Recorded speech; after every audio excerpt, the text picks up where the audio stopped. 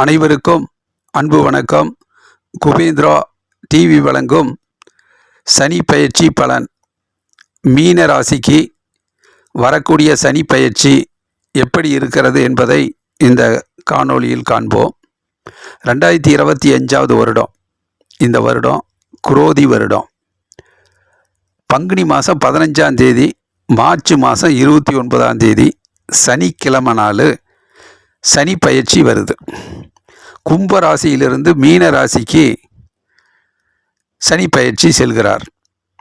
அப்படி சனி பகவான் கும்ப ராசியிலிருந்து மீன ராசிக்கு செல்லும் போது மீன ராசிக்காரர்களுக்கு ஜென்ம சனியாக 2.5 வருட காலம் இருக்க போகுது. அப்போ மீன ராசிக்காரர்களுக்கு என்னென்ன மாற்றங்கள் எவ்வாறு என்பதையெல்லாம் இந்த காணொளியில் கொஞ்சம் நுட்பமாக பார்ப்போம். ஏன் அப்படின்னா, மீனராசிக்கு சனி பயிற்சி ரொம்ப ரொம்ப முக்கியமான ஒரு பயிற்சி.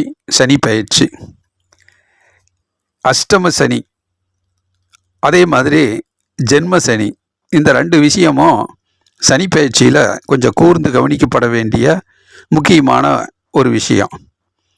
அதில் ஜென்ம சனியாக வரக்கூடியது மீனராசிக்கு 7.5 சனி ஆரம்பித்து அது விரய சனி முடிந்து தன்னுடைய ராசியிலேயே சனி பகவான் பயிற்சியாகும்போது அது ஜென்ம சனியாக வரும். அப்போது ஜென்ம சனியில் வாழ்க்கையில் நிறைய மாற்றங்கள் நடந்தே தீரும். அதையெல்லாம் எப்படி சாதுரியமாக தெரிந்து புரிந்து ஒரு முன்னெச்சரிக்கையாக முன்கூட்டியே அதை உணர்ந்து வரக்கூடிய நன்மைகள் தீமைகளை எல்லாம் பகுத்து ஆராய்ந்து அதை சரி செய்து போவது ஒரு புத்திசாலித்தனமான ஒரு விஷயம். வருமுன் காப்போம் அப்படிங்கிற அடிப்படையில் 7.5 சனியின் காலகட்டத்தில் ஜென்ம சனி உச்ச சனியாக இருக்கும். அது புரட்டாதி நட்சத்திரம் 4ஆம் பாதமோ, உத்ராடாதி நட்சத்திரம் 4 பாதம், 1ஆம் பாதம், 2ஆம் பாதம், 3ஆம் பாதம், 4 பாதம், 4ஆம் பாதம். பிறகு ரேவதி நட்சத்திரம் 1ஆம் பாதம், 2ஆம் பாதம், 3ஆம் பாதம், 4ஆம் பாதம், இப்படி 9 பாதங்களை கடந்து செல்லும் மீன ராசியில். இதற்கு 2.5 வருட காலங்களை எடுத்துக்கொள்ளும் சனி பகவான். அதில் முதல் நட்சத்திரமான புரட்டாதி நட்சத்திரம் 1 பாதம் மட்டும்தான், 4ஆம் பாதம் மட்டும் குருவுடைய நட்சத்திரம். பிறகு உத்ராடாதி நட்சத்திரம் சனியினுடைய நட்சத்திரம், அது அதிக நாட்கள் இருக்கும். பிறகு ரேவதி நட்சத்திரம், அதுவும் அதிக நாட்கள் இருக்கும். இப்படி குரு நட்சத்திரம், சனி நட்சத்திரம், புதன் நட்சத்திரத்தை எல்லாம் மீனராசிக்காரர்கள் சனி பகவான் இந்த நட்சத்திர சாரங்களை பெறும்போது நிறைய மாற்றங்கள் உருவாகும். அதில் முதல் தேவையானது கொஞ்சம் பணப்பற்றாக்குறை, நிதி ஆதாரம், வருமானம், இதில் அதிக கவனமாக திட்டமிட்டு செயலாற்றுவது மீனராசிக்காரர்களுக்கு கொஞ்சம் பயனுள்ளதாக இருக்கும்.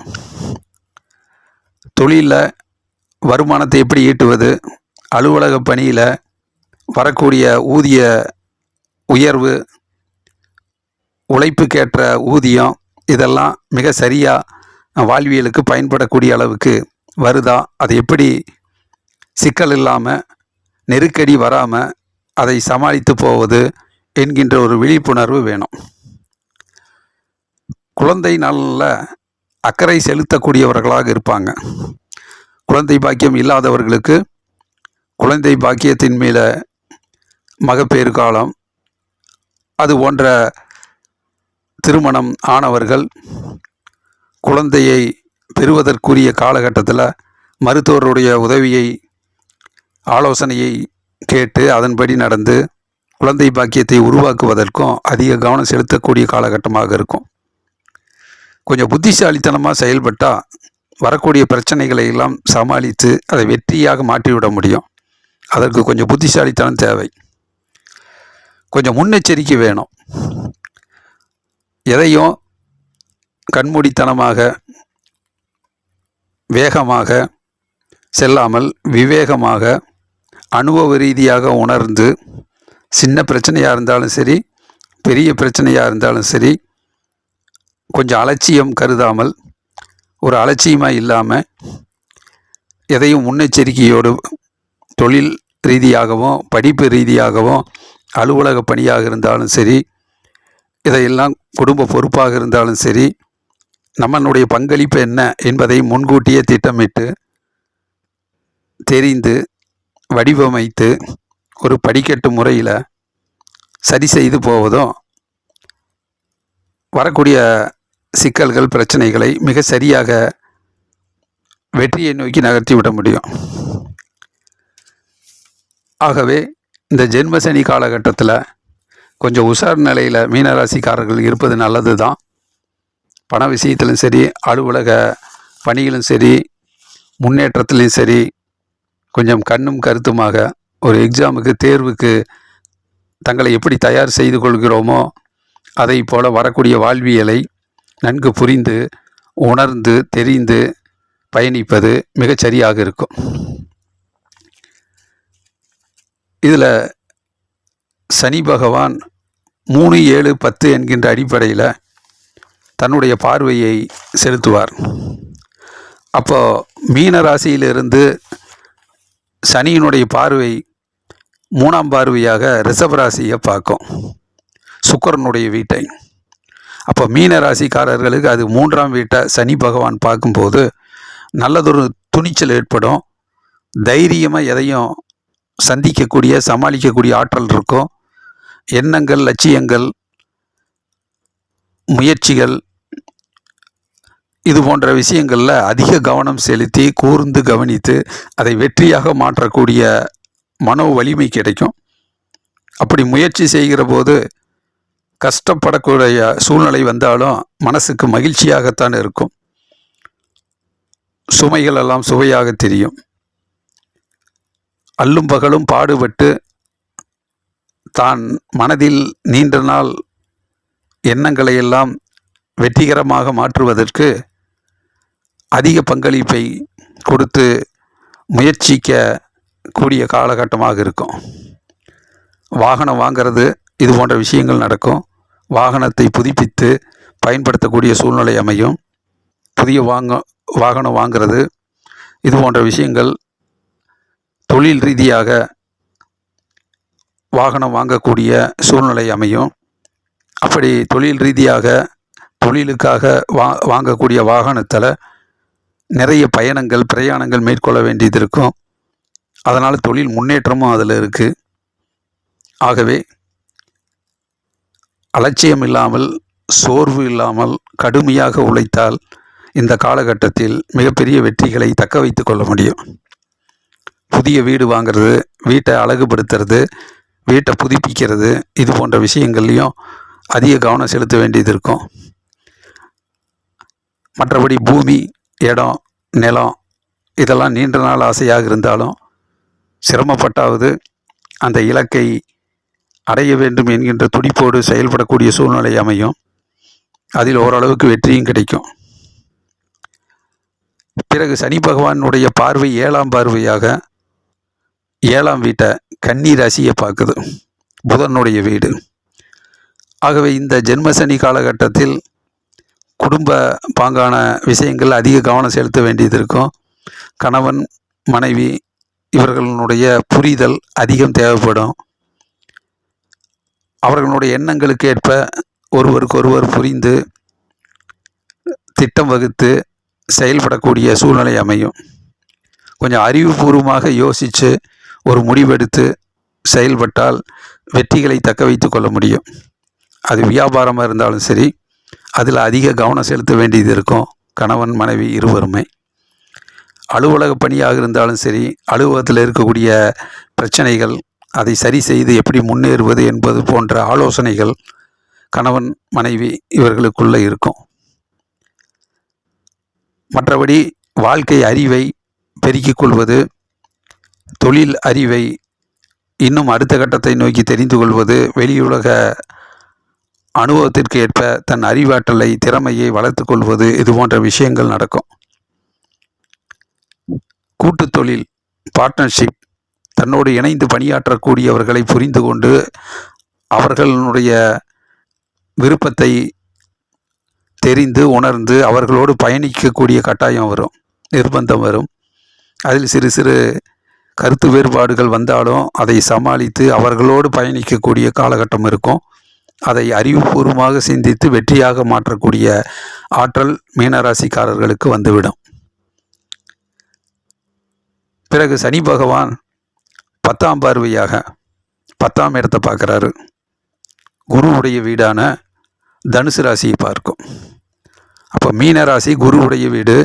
குருவுடைய வீட்டிலிருந்தே 10ஆம் பார்வையாக இன்னொரு குரு வீடான தனுசு ராசியை பார்க்குறது தொழிலில் நிறைய மாற்றங்கள் ஏற்படும். ஒரு இடத்துலேருந்து இன்னொரு அலுவலகத்துக்கு செல்வது, ஒரு தொழிலிருந்து இன்னொரு தொழிலை மாற்றுவது, இப்படி இடமாற்றம், தொழில் மாற்றம், இது போன்ற விஷயங்களில் அதிக கவனம் செலுத்த வேண்டியது இருக்கும். அதை பகுத்து ஆராய்ந்து எது நமக்கு எளிதாக வருமோ, திறமையின் அடிப்படையில் வருமோ, சிறு சிறு சிக்கல்கள் சோதனைகள் வந்தாலும் அந்த காலகட்டத்தை நம்மால் சமாளித்து விட முடியும். தன்னுடைய அறிவாற்றலாலையும் தனக்கு இருக்கக்கூடிய அனுபவ ஆற்றலாலையும் நாம் எளிதாக சமாளிக்கக்கூடிய அளவில் நமக்கு திறமை இருக்கிறது என்கின்ற அடிப்படையில் இருக்கக்கூடிய தொழில்துறையில் இந்த காலகட்டத்தில் பயணிப்பது நல்லது. அதில் உழைப்புக்கேற்ற உயர்வு நிச்சயம் கிடைக்கும், உழைப்புக்கேற்ற வருமானமும் இருக்கும். ஆகவே கடுமையாக உழைப்பது தன்னுடைய தகுதிக்கு கொஞ்சம் கீழிறங்கி உழைத்தாலும் அது நல்லதொரு முன்னேற்றத்தை தான் வடிவமைத்து கொடுக்கும். அதனால் தன்னுடைய அந்தஸ்திலிருந்து கொஞ்சம் கீழே இறங்கி தனக்காக மற்றவர்களுக்காக தொழில் முன்னேற்றத்திற்காக இறங்கி களம் இறங்கி பணியாற்றினாலும் நன்மைகளும் முன்னேற்றமும் பண வருமானத்துக்குரிய உழைப்பாகவும் அது இருக்கும். ஆகவே தொழில் மாற்றம் முன்னேற்றமாக மாற்றிக்கொள்வது நல்லது. கணவன் மனைவிக்கு உள்ளே இருக்கக்கூடிய குடும்ப பாங்கான விஷயத்தில் ஆலோசனை செய்து அதை மிக சரியாக முன்னேற்றத்தை நோக்கி வடிவமைத்து கொள்வது நல்லது. கூட்டு தொழில் பார்ட்னர்ஷிப் அவர்களுடைய உணர்வுகளோடு ஒருங்கிணைந்து பணியாற்றுவதும் முன்னேற்றத்தை கொடுக்கும். அதே நேரத்தில் நீண்ட நாள் எண்ணங்கள், லட்சியங்கள், குறிக்கோள் இதெல்லாம் ஈடேற்றுவதற்கு அரும்பாடுபட வேண்டியது இருக்கும். அதில் வெற்றியும் கிடைக்கும். பயணங்கள், பிரயாணங்கள் அதிகமாக இருக்கும். வாகன உதவியோடு, வாகன யோகத்தோடு, தொழில் முன்னேற்றத்தோடு இந்த ஜென்ம சனி காலகட்டத்தில் ஒரு நல்லதொரு முன்னேற்றத்தையும் நல்லதொரு இலக்கையும் அடையக்கூடிய சூழ்நிலை அமையும். இதில் முதல் பகுதி கொஞ்சம் சிறு சிறு சோதனையாக இருந்தாலும் ஒரு வருடம் கழித்து மீனராசிக்காரர்களுக்கு பொருளாதார முன்னேற்றமும் தொழில் முன்னேற்றமும் நல்லதொரு முன்னேற்றமும் அடுத்த கட்ட வாழ்வியலில் உயர்வான பலனும் கிடைக்கும். சனிக்கிழமை நாள் காலையில் 6 மணிக்கு சூரிய உதயத்தை வழிபாடு செய்கிறது ரொம்ப சிறப்பாக இருக்கும். காகத்துக்கு உணவு வைத்து வழிபாடு செய்கிறதும் சிறப்பாக இருக்கும். நவக்கிரக வழிபாடு எடுத்துக்கொள்வது நல்லது. இரவு நேரங்களில் 8 மணி எல் தீபம் ஏற்றி வழிபாடு செய்வது நல்லது. மாலை நேரங்களில் இல்லத்தில் நல்லெண்ணெய் தீபம் ஏற்றி வழிபாடு செய்கிறது நல்லது. திருநள்ளாறு சனீஸ்வரன் கோயிலுக்கு சென்று வருவதும் நல்லது. இப்படி சனிக்குரிய பரிகார பூஜையை எடுத்துக்கொண்டு ஜென்ம சனி 7.5 சனியினுடைய ஜென்ம சனியின் காலம், உச்ச சனியின் காலகத்தை சாதகமான வெற்றிகரமான பலனுள்ள காலங்களாக பயன்படுத்தி கொண்டு முன்னெச்சரிக்கையுடன் விழிப்புணர்வோடு அலட்சியம் இல்லாமல் ஒரு தகுதி வாய்ந்த திறமையான ஒரு அறிவுபூர்வமாக சிந்தித்து வரக்கூடிய எல்லா விஷயங்களையும் வெற்றிகரமாக மாற்றிக்கொள்வது மீனராசிக்காரர்களின் கடமை.